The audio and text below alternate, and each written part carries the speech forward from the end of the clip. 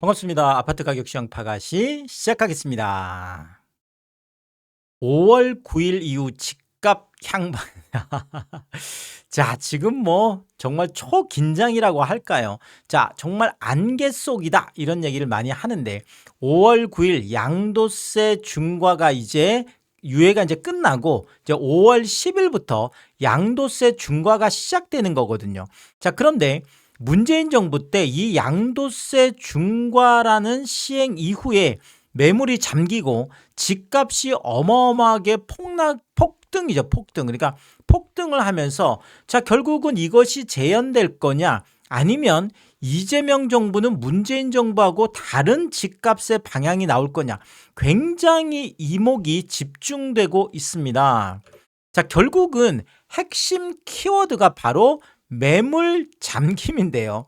매물이 급격하게 사라지면서 자, 결국은 집을 뭐 이제 사고 싶어 하는 사람들이 뭐 이렇게 살려고 해도 이제 못 사는 자, 이런 시대가 온다. 자, 그러면 결국은 집값이 상승할 수, 왜 당연히 뭐 살 사람은 있는데 뭐 상대적으로 이제 그 공급이 이제 줄어들면 매물이 이제 없다 보면 당연히 지금 뭐 사실 뭐 최근에 이제 전세 시장에서 지금 나타나는 것들도 그렇잖아요. 그래서 일부 지역에서 뭐 전세 매물이 뭐 정말 빵인 곳도 있잖아요. 그래서 영이 그러면 당연히 뭐 부르는 게 값이다. 뭐 이런 이야기를 할 수도 있습니다. 그러니까 이게 뭐 그냥 뭐 하는 얘기가 아니라 실제로 문재인 정부에서 한번 경험을 해봤기 때문에 이 부분이 굉장히 지금 뭐 이렇게 좀 핵심 키워드로 떠오르고 있는데 자, 결국은 이 매물 잠김인데 자, 구윤철 경제부총리도 이 부분에 대해서 오늘 코멘트를 했습니다.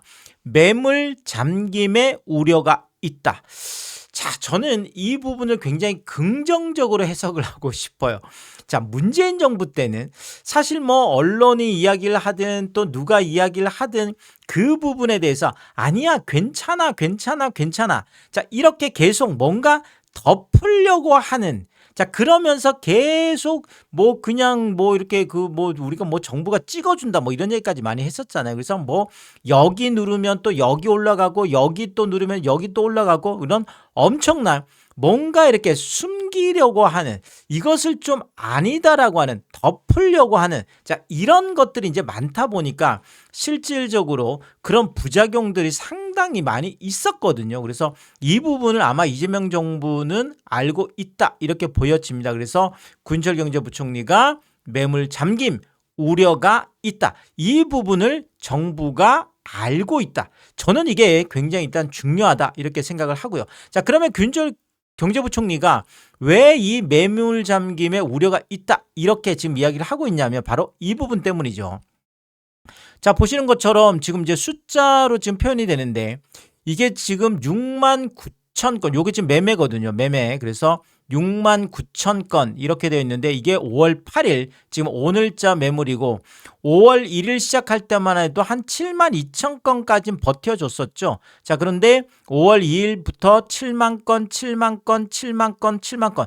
뭐 저는 개인적으로 이 정도도 굉장히 잘 버텨줬다. 일단 이렇게 생각을 합니다. 그래서 5월 6일까지는 7만 건을 계속 버텨줬었는데 자, 결국은 지금 6만 9천 건대 지금 6만 건대로 다시 내려가면서 이제 7만 건대가 붕괴된다라는 게 실질적으로 큰 차이는 뭐 없지만 그럼에도 불구하고 시장은 심리잖아요. 그래서 계속 언론에서도 7만 건 붕괴됐다. 7만 건 붕괴됐다. 자, 물론 이재명 정부가 아무 일도 하지 않았다라고 하면 사실 5만 건대까지 내려갔었죠. 5만 건대. 그래서 2월 이제 초에 5만 건대 뭐 1월에도 그랬었죠. 5만 건대까지 내려갔던 거를 지금 8만 건까지 올렸죠. 8만 건까지 올렸다가 지금 이제 다시 7만 건을 지나서 이제 6만 건대로 내려가다 보니까 자, 이게 매물이 늘어날 때는 심리적으로 많은 분들이 매물이 늘어나고 있어. 자, 그러면 집값이 떨어질 거야. 이런 기대감들이 생기는데 자, 8만 건에서 7만 건에서 6만 건대로 다시 내려가면 자, 물론 지금 5만 건대보다는 지금 만 건 이상 많지만 그럼에도 불구하고 추세를 보는 거잖아요. 그래서 시장은 심리다 보니까 그럼 매물이 줄어들고 있어. 자, 이 부분을 또 신문, 방송, 언론에서 엄청나게 펌핑을 하잖아요. 자, 이제 뭐 매물 씨가 말랐다. 오늘 뭐 신문, 방송도 보면 금매가 씨가 말랐다. 금매 다 사라졌다. 막 이러면 많은 분들이 더 조바심이 생긴다라는 거죠. 사실 6만 9천 건도 굉장히 많은 숫자긴 한데, 자, 이런 부분을 지금 정부가 알고 있다라는 게 저는 굉장히 중요하다라는 건데, 자, 그래도 아직까지는 제가 생각했던 것보다는 다시 막 5만 건대로 급격하게 지금 내려가. 물론 5월 9일 이후를 지나 봐야 되겠지만, 그래도 지금 지금 시점 같은 경우에는 그래도 꽤 짱짱하게 버텨주고 있네. 이런 생각은 일단 듭니다. 자, 그렇지만 5월 9일 이후 이제 5월 10일부터가 중요한 거죠. 자, 그러면서 구윤철 경제부총리가 무슨 얘기를 했냐면 정부의 정책 의지가 과거와 다르다. 자, 여기서 과거는 문재인 정부를 얘기하는 거죠. 자, 문재인 정부하고 똑같은 지금 만약에 어떤 뭐 이 부동산 가격의 흐름, 부동산 시장의 흐름이 나타난다 그러면 정말 큰일 나는 거죠. 그래서 이 부분에 대해서 지금 뭐 대통령도 그렇고 지금 뭐 경제부총리도 그렇고 뭐 국토부 장관도 마찬가지고 지금 정부에서 지금 바짝 긴장을 하면서 이 시장의 흐름을 들여다보고 있는데, 자, 그러면 뭐가 과거와 지금 다르다라고 이야기를 하냐면 바로 이것 때문이죠. 자, 일단은 대출 규제가 지금 문재인 정부하고 비슷한 듯 하면서도 다른 거는 바로 이거는 전역을 지금 하고 있죠. 풍선 효과 뭐 이런 게 여기 조금 하고 여기 조금 이런 게 아니라 한꺼번에 그냥 바로 그냥 627 대책에서 6억으로 묶어버렸고, 자, 그 다음에 1015 대책에서는 25억 넘어가는 아파트에 대해서 그냥 딱 2억으로 묶어버렸죠. 자, 그러다 보니까 지금 부동산 시장에서 나타나는 것들도 아무래도 지금 뭐 강남권 쪽이나 이런 데들 문제보다는 오히려 지금 15억 이하, 그러니까 6억까지 대출이 되는 이쪽이 지금 어느 정도 뭐 들썩들썩 하고 있다, 이런 얘기들이 지금 나오고 있는 거잖아요. 그래서 지금 대출 규제 이 부분은 앞으로도 제가 생각할 땐 그래요. 이재명 정부 내내 만약에 이 대출 규제 정책을 유지한다라고 하면 제가 볼 때는 지금 사업자 대출도 다 막았죠. 이제는 뭐 어떻게 우회적으로 할 수 있는 방법은 없어요. 왜냐하면 당장 하반기에 부동산 감독원이 출범을 합니다. 이렇게 되면 지금보다도 훨씬 더 강력한 규제 시스템. 자, 그러니까 정말 통장을 탈탈 털어볼 수 있는 부동산계의 금융감독원이라고 하는 이렇게 뭐 부동산 감독원이 지금 출범을 하기 때문에 어떤 우회적인 방법을 쓸 수는 지금 없어요. 왜냐하면 지금 P2P 같은 그런 사금융까지도 지금 다 막아놨잖아요. 그래서 이런 것들 때문에 25억 넘어가는 아파트. 자, 그리고 15억에서 25억 사이도 딱 4억밖에 대출이 안 되기 때문에 현금을 갖고 있는 분들이 이제 어느 정도 소진이 되고 나면 수요가 이제 어느 정도 이제 없어지겠죠. 자, 그러면 이제 더 이상 수요가 이제 없어지는, 그러니까 뭐 매물을 내놓든 안 내놓든 살 사람이 있어야 되는데 살 사람을 지금 거의 지금 묶어놨다라는 거죠. 더더구나 이제 부동산 금융감독원이 생기면 더 강력한 수요 억제, 심리적인 억제가 되겠죠. 그래서 이런 것들 때문에 이 대출 규제 이 부분이 문재인 정부하고 이재명 정부가 비슷한 듯 하면서도 굉장히 다른 지점이 있다. 이렇게 제가 말씀드리고 싶고요. 자, 그 다음에 또 하나가 바로 이 토지거래 허가 지역이죠. 그래서 뭐 계속 뭐 이제 갭 투자 자체를 아예 지금 이거는 막아놨기 때문에, 자, 문재인 정부 때처럼 전세가가 상승해서 전세가가 폭발적으로 올라서 집값이 올라가는 건 이제 불가능합니다.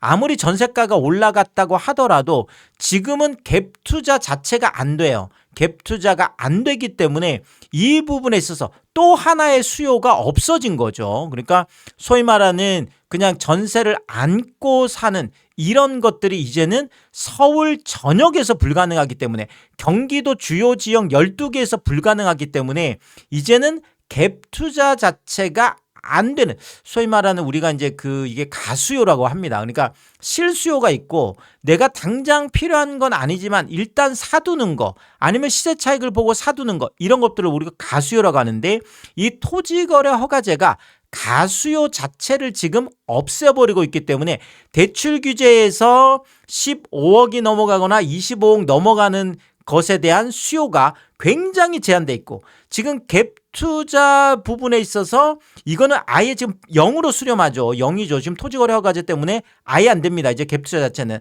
자, 그 다음에 이 양도세 82.5%가 지금 많은 사람들이 지금 착각하고 있는 게, 언론에서 계속 뭐 양도세 중과 유예 끝나면 매물 잠김이 일어나고 이것 때문에 난리 난다 하지만 실질적으로 이 양도세 중과가 시행되는 거는 오히려 5월 10일부터예요.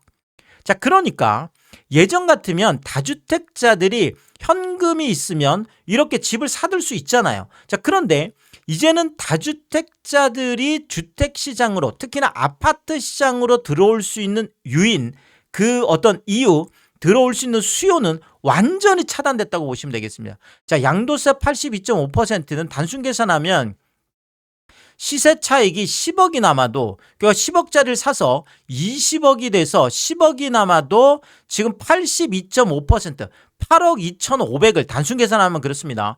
8억 2,500을 세금으로 낸다라는 것은 말 그대로 이제는 시세 차익이 0으로 수렴할 수 있다는 실질적인, 그러니까 내 주머니에 들어오는 게 아무리 그냥 숫자상으로는 10억이라고 하더라도 세금 내고 나면 내 주머니에 들어오는 돈이 완전히 없어져요. 자, 이렇게 되면 다주택자들, 지금까지 보통 뭐 한 20에서 30% 정도 다주택자들이 수요로 시장에 들어와서 어떤 가수요를 일으켰다라고 한다면 이제는 이것조차도 완전히 막혀버린다라는 거죠.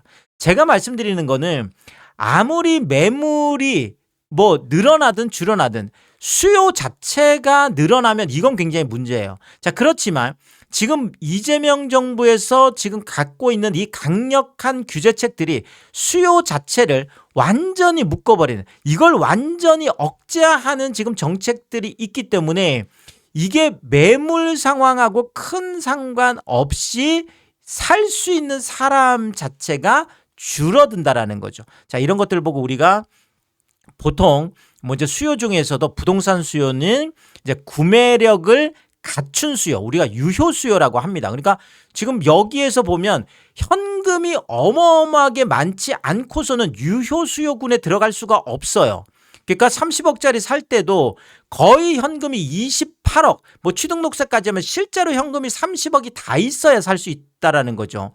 뭐 다주택자들은 아무리 돈이 많아도 들어올 유인이 없으니까 뭐 그렇다 치고.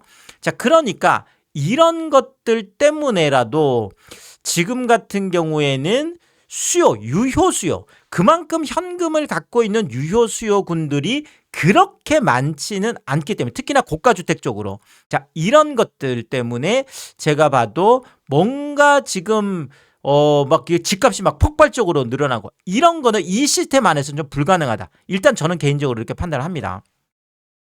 자, 결국은 지금 이재명 정부에서 이 투기적 매수 이 자체를 아예 차단해 버렸잖아요. 이거를 완전히 이 수요 자체를 지금 차단했기 때문에 결국은 실수요만 가지고 얼마나 집값이 올라갈 수 있어요. 이거는 굉장히 제한적이라는 거죠. 자, 이러다 보니까 지금 뭐 제가 최근에 살펴드렸던 KB금융에서 지금 얘기하는 것 중에서도 전문가들 같은 경우에도 지금 1월하고 4월 상황이 다르다고 말씀드렸잖아요. 그래서 전문가들도 상승 쪽을 얘기하지만 80% 넘었던 게 50%까지 지금 내려와 있고, 뭐 아예 현장의 중개사들 같은 경우에는 이제는 오히려 하락 쪽으로 지금 내려가 있잖아요. 그래서 뭐 안정이 하반기 늦어도 내년 정도에는 뭐 부동산 시장이 안정될 거다. 자, 지금 많은 사람들이 이 가격 상승에 대한 기대감이 이미 낮아져 있습니다. 그래서 폭발적으로 옛날처럼 지금 뭐 이런 것들 때문에 지금 이재명 정부 안에서 갑자기 집값이 막 상승하고 폭발적으로 상승할 거야,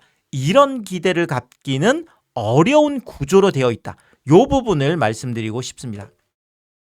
자, 또 하나가 다주택자들의 대출 연장 불허, 이게 지금 강력한 영향을 미치고 있다. 요런 지금 보도들도 지금 나와 있는데요. 자, 지금 오늘 보도 중에서 좀 눈길을 끄는 게 은행 전화가 왔다고 해요. 그래서 은행 전화를 받았더니 아니 빨리 원금 상환해야 된다. 대출 만기가 됐는데 대출 연장이 안 된다는 거예요.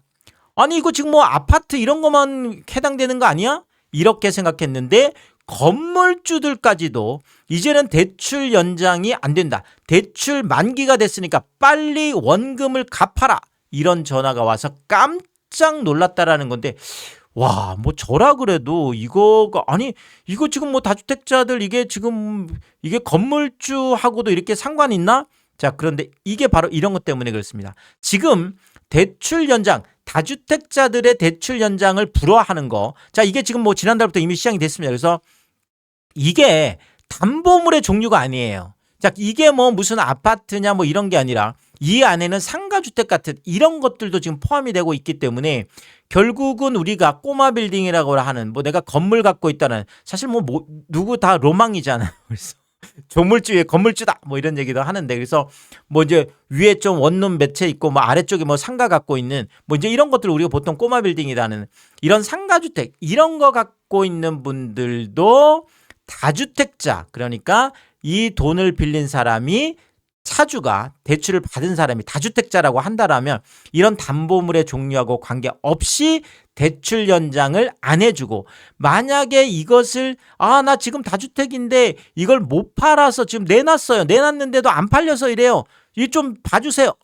안 된다는 거죠. 그거 안 봐주겠다는 거잖아요. 그래서 그 부분에 대해서 현장에서 안 팔려서 이거 안 된다. 자, 다주택자라고 하면 무조건 대출 연장을 안 해주겠다. 대출 연장 만기가 돌아오면 무조건 원금 회수를 하겠다. 원금을 갚으라고 이제 지금 은행들이 전화 오고 지금 난리가 났다는 얘기가 지금 현장에서 이런 보도들이 지금 나오고 있어서 자, 결국 이런 것들 그러니까 현장에서 일어나는 이런 이야기들이 심리를 굉장히 쪼그라들게 만드는 거죠.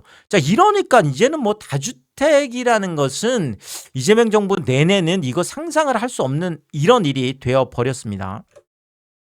자, 이러니까 다주택자 비율이 16.211%까지 떨어져서 4년 만에 가장 낮은 수준을 기록하고 있어서 지금 다주택자들이 열심히 지금 팔고 있고 또 안 팔려서 그런 부분도 있는데 지금 뭐 계속 만약에 양도세 중과 유예가 끝났다고 하더라도 이런저런 이유 때문에도 지금 뭐 팔려고 지금 뭐 이런 지금 유인은 있다라는 거예요. 지금 매물을 추려할 수 있는 유인은 어느 정도 있다라는 거고요. 자, 그리고 또 하나 군절경제 부총리가 매물잠김 이거 알고 있다 그랬잖아요. 그래서 이거 해소를 위한 다양한 방안을 검토 중이다. 오늘 또 이런 발표를 했습니다. 자, 그러면서 당장 등록 임대 아파트에 대한 양도세 중과 배제 매각 기한을 정하겠다.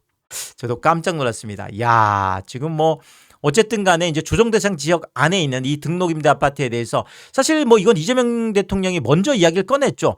아니 이거 무슨 등록 임대 아파트 이거 뭐 한 번에 놓으면 지금 뭐 영구적으로 양도세 중과를 배제해 준다는 게 이게 말이 되냐.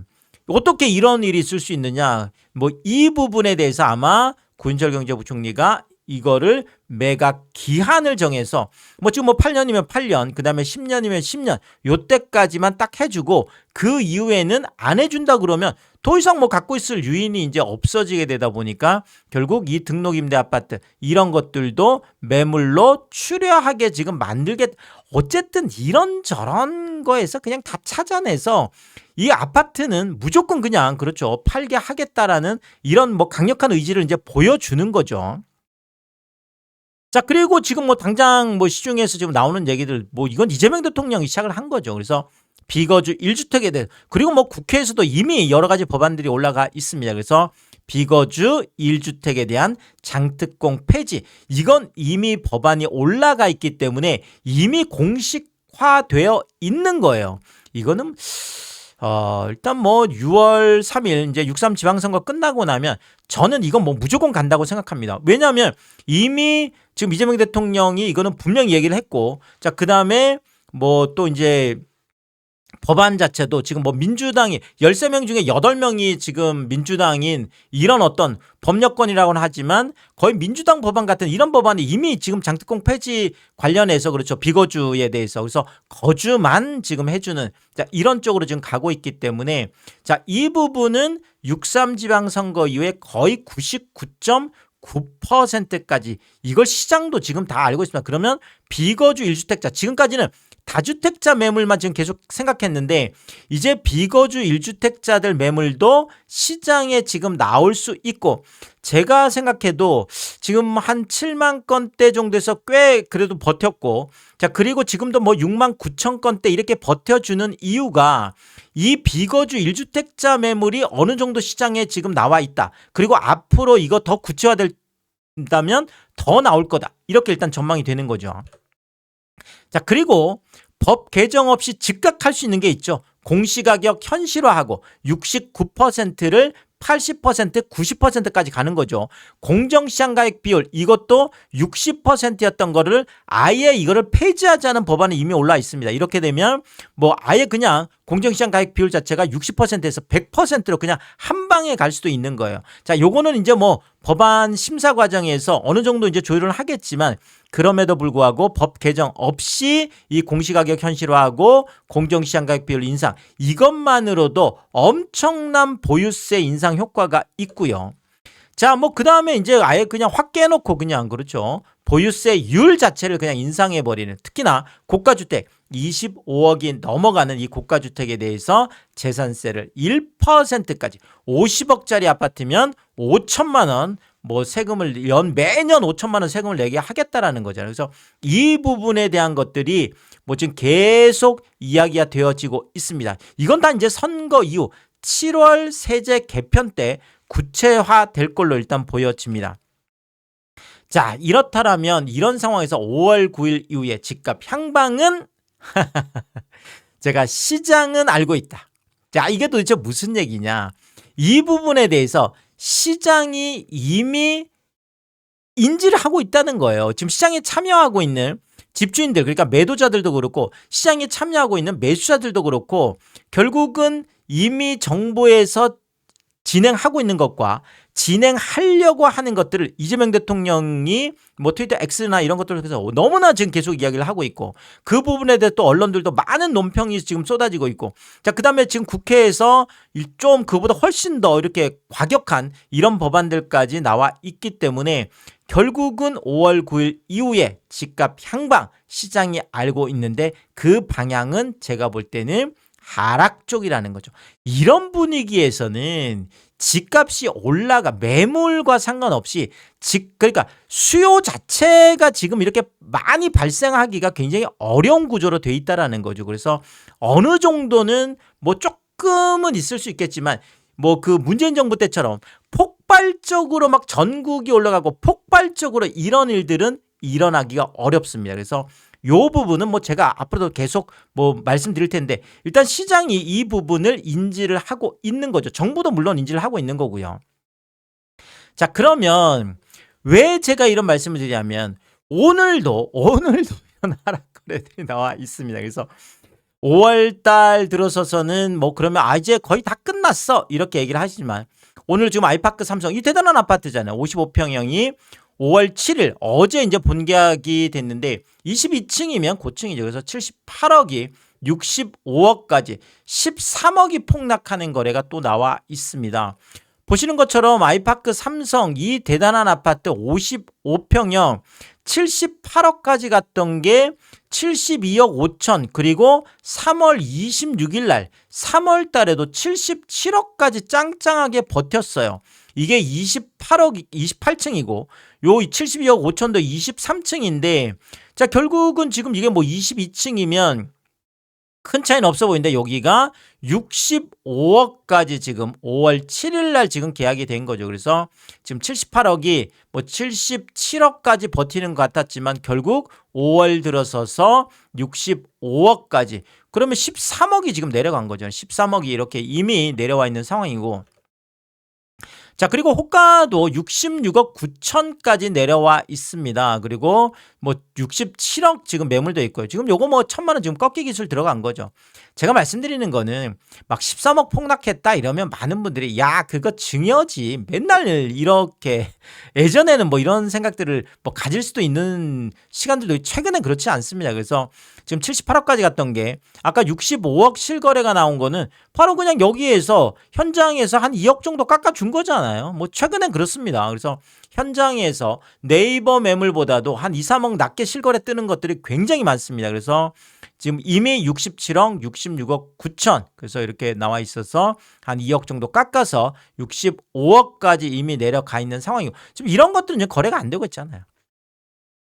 그리고 아이파크 삼성 지금 63평형이 먼저 하락 거래가 나왔었습니다. 그래서 67억까지 갔던 게 여기도 마찬가지 54억까지 이것도 똑같죠. 한 13억이죠. 13억. 아까도 뭐 13억 정도 폭락을 했는데 67억에서 54억으로 13억이 하락을 하면서 이게 4월 3일 지금 계약이었는데 자 결국은 아이파크 삼성 63평형이 13억 폭락하니까 지금 55평형 같은 경우에도 13억이 폭락하면서 이렇게 연쇄적으로 폭락한다라는 것은 이 아이파크 삼성 같은 이 대단한 아파트도 결국은 지금 무너져 내리고 있다. 자, 이거를 뚫고 일어서려면 뭐가 달라져야 되는데 달라지기는커녕 지금 뭐 이재명 정부는 더 쪼이겠다라는 거잖아요. 그래서 달라지는 게 없기 때문에 지금 수요가 여기에서 지금 현금만 가진 소위 말하는 진짜 유효 수요. 예전에는 레버리지를 일으킬 수 있었잖아요. 그래서 은행 대출을 활용할 수 있었다 그러면 지금은 은행 대출을 활용할 수 있는 레버리지 자체가 사라졌기 때문에 자 이런 것들이 폭발적으로 어떻게 수요가 일어날 수 있을까요? 제가 보기엔 어렵습니다. 자, 압구정 지금 현대팔차 같은 경우에도 53평형이 83억에서 69억까지 14억이 대폭락한 거래가 지금 나왔잖아요. 이런 것들이 이런 걸 말해주고 있는 거죠. 그래서 이게 5월 9일 이후라고 해도 자, 이 4월 상황이 막 확 바뀌는 뭐가 있을까요? 그러기는 어려워 보입니다. 압구정 신현대 36평 같은 경우에도 75억이 61억으로 14억이 폭락한 전부 다 그렇잖아요. 뭐 지금 삼성동 지금 뭐 압구정동 뭐 지금 뭐 굉장히 중요한 강남의 주요 지역들이 다 무너지고 있는 거고. 대치동에 있는 레면 대치팰리스 37평도 마찬가지 53억에서 42억 5천으로 10억 5천이나 폭락한 거래가 지금 나와 있고 자 그리고 같은 37평 이것도 53억에서 43억으로 27층이면 초고층 아파트인데 10억씩 대폭락하는 이런 거래도 지금 나와 있어서 자 이 상황이 달라지기는 어렵습니다. 그래서 현금을 가진 유효 수요가 생각보다 그렇게 많지 않았다라는 게 지금 확인이 되고 있는 거거든요. 도곡동의 타워팰리스 1차 66평도 54억에서 44억으로 10억이 대폭락해 있어서 자 결국 많은 현금을 필요로 하는 이런 강남권에서 수십억 폭락 거래가 나오는 게 바로 이런 것 때문에 그나마 그조차도 거래가 굉장히 뜸하다라는 거죠. 그리고 여의도 쪽에서도 갑자기 오늘 폭락 거래가 또 나왔는데 여의도 3부죠. 여의도 3부. 지금 뭐 여의도 재건축 중에 대장이라고 할 수 있는데 29평형이 35억 5천까지 갔던 게 5월 4일 본계약이었습니다. 오늘 실거래가 떠서 또 깜짝 놀랐는데 28억 1천만 원, 7억 4천이면 거의 8억 가까운 폭락 거래가 나왔는데 9층이고 8층이면 층에 따른 차이로는 보이지 않습니다. 그래서 지금 여의도 재건축도 완전히 지금 박살나고 있는 이런 상황으로 보여지고 있고요. 자 그러면 이 28억 1천만 원 거래가 뭐 갑자기 뭐 이건 무슨 뭐 증여냐 그런 거 아니죠. 자 여의도 3부 지금 29평형 보시는 것처럼 35억 5천 자, 그 다음에 작년 10월에 33억 5천. 자, 뭐 거의 30억대 정도 버티고 있는 것 같더니 올해 들어서서 지금 29억, 그렇죠? 뭐 28억, 27억, 28억. 뭐 저층은 뭐 1층 같은 경우는 뭐 27억, 28억, 일반적으로 28억 정도 거래가 지금 계속 나오고 있어서 자, 이게 뭐 무슨 증여성 이런 게 아닙니다. 35억에서 이제는 30억 클럽에서 빠진 거죠. 그래서 30억 아래쪽 그것도 28억, 저층은 27억까지 지금 내려가 있어서 뭐 한 7, 8억 이상 지금 하락해 있는 이게 지금 현실이에요. 이게 지금 현실이에요. 자, 여의도 3부 50평 같은 경우도 마찬가지예요. 51억 500. 자, 50억을 넘었던 이 아파트가 결국은 지금 45억까지 내려와 있잖아요. 지금 45억까지. 그래서 뭐 4월에도 45억까지 내려오면서 결국 여기도 6억 넘는 폭락 거래가 지금 나와 있는 상황이고요. 자, 그리고 여의도 공작 풍락도 마찬가지예요. 다 여의도에 있는 재건축 아파트들인데 41평형 37억 7천까지 갔던 게 30억 딱 턱걸이를 하면서 7억 7천 8억 가까운 폭락 거래가 나왔습니다. 자, 이거 1층 저층이니까 그렇지라고 할 수가 있겠지만 실제 뭐 고층 같은 경우도 마찬가지예요. 지금 12층 같은 경우에도 여의도 공작 41평형이 37억 7천에서 32억 5천으로 5억 2천이나 지금 하락을 해 있고요. 그리고 7층 같은 중층도 지금 37억 7천에서 31억 7천으로 6억이 폭락해 있습니다. 자, 결국은 뭐 그런 거죠. 지금 뭐 중층, 뭐 고층 같은 경우에는 한 5, 6억 정도 지금 내려가 있고 지금 1층 같은 경우에는 뭐 7억 넘게 한 8억 가깝게 폭락해 있는 이게 지금 여의도 공작, 여의도 재건축의 현주소다. 자, 그만큼 지금 현금 가진 분들이 많이 없다는 얘기잖아요.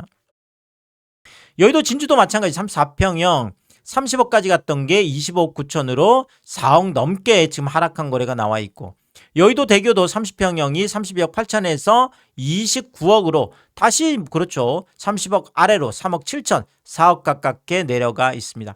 영등포 삼안도 26평형 13억 9천 7백이면 14억이죠. 14억까지 갔던 게 10억 아래 딱 9억의 턱거리에 있는 그것도 19층이 그렇습니다. 5억 대폭락하는 거래가 나와 있고 그 다음에 뭐 여기 신길 뉴타운의 대장단지라고 할 수 있죠. 레미안 에스티움 34평 같은 경우에도 3월에 20억 2천 최고가가 나왔는데 4월에 한 달 사이에 11억 대폭락 거래가 나오면서 아무리 이제 4층이라고 하더라도 뭐 아주 완전 뭐 1, 2층은 아닌데 이게 9억 2천이나 폭락하는 거래가 나와 있습니다.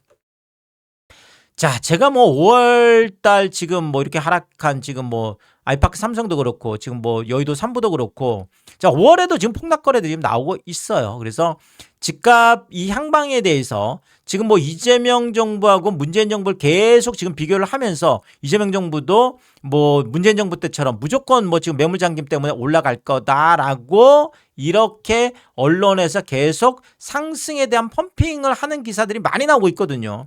자, 그런데 시장이 알고 있다는 거예요. 시장의 참여자들이 이재명 정부가 문재인 정부보다 훨씬 더 강력한 카드, 집값 하락 정도가 아니라 집값을 붕괴시킬 수 있는 수준까지 가는 어마어마한 카드들을 들고 있고 그 카드를 그냥 뭐 이게 아니라 지금 이미 뭐 이재명 대통령이 뭐 트위터 X를 통해서도 계속 이야기를 하고 있고 또 그다음에 뭐 법안이나 이런 것들도 거대 여당이잖아요. 지금 거대 여당이기 때문에 이 부분을 6.3 지방선거만 끝나고 나면 거대 여당에서 실질적인 입법을 통해서 밀어붙일 수 있기 때문에 이것을 시장이 알고 있다는 거예요. 그러니까 지금 함부로 움직일 수 없을 정도로 대출도 묶여 있고 갭 투자 자체도 안 되는 데다가 추가적인 것들까지 이걸 알고 있기 때문에 문재인 정부 때처럼 무슨 매물 잠김 이런 것들에 폭발적인 상승 이런 거는 제가 볼 때는 거의 불가능하지 않겠나 이렇게 일단 저는 뭐 전망을 하면서 또 새로운 이야기 했을 때마다 빠르게 업로드를 하도록 하겠습니다. 오늘도 유튜브 쇼핑까지 시청해주신 여러분들이 저희 찐 시청자분들이다. 찐 구독자분들이다. 항상 크게 감사의 말씀을 드리겠습니다.